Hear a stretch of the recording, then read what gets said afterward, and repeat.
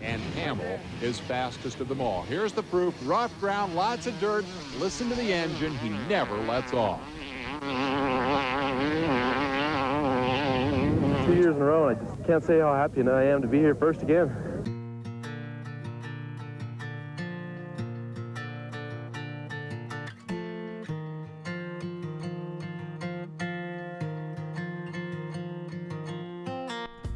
Desert racer Danny Hamel is remembered as the best there ever was. Raised on the Nevada desert scene, Hamel was a professional champion while still a teenager, and his domination of the Hare Hound series and Baja events commanded attention. Really strong rider and could read the terrain like nobody I've ever seen. And it was amazing. Kind of like in motocross, watching Ricky Carmichael, never got boring. That's the way it was watching Danny. I mean, every single time I saw him ride, it was just wow.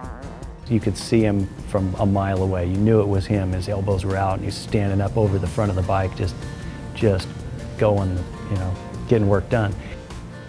When he finished, he wouldn't just beat people. He would beat people by 5-10 minutes. And I haven't seen anybody else pull in yet, so it looks like I did win.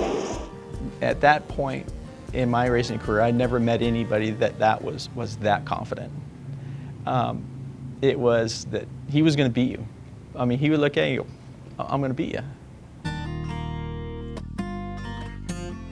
How can a guy so big be so fast, you know, on a bike?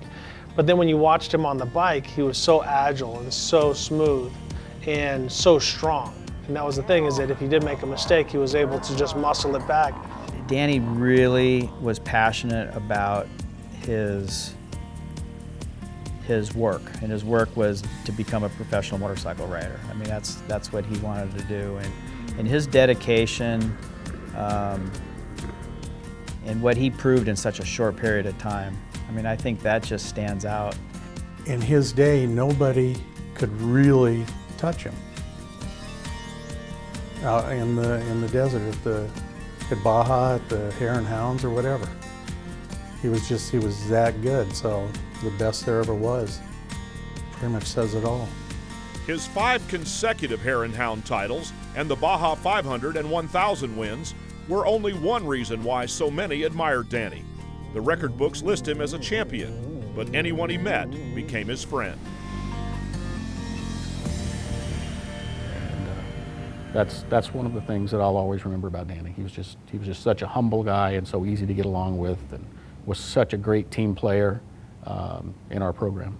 He was a child in a huge body, and his character was just, he cared about everybody, had a huge heart. He was just such a genuinely nice guy and had fun doing what he was doing. In June of 1995, at 23, Danny Hamel was killed while racing the Baja 500.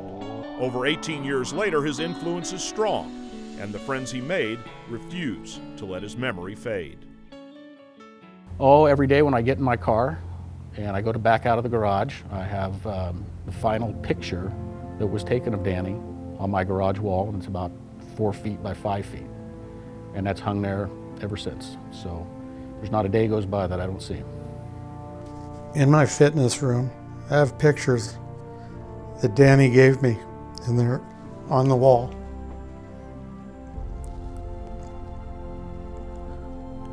And every morning I go in there, I say hi to him.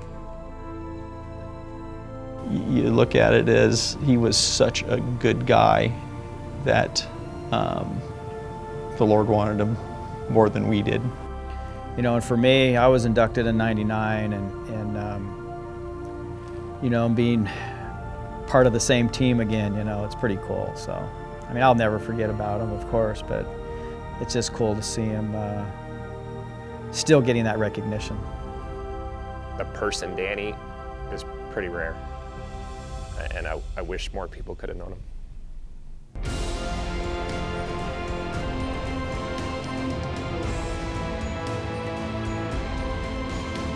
And this guy smoking is Danny Hamel.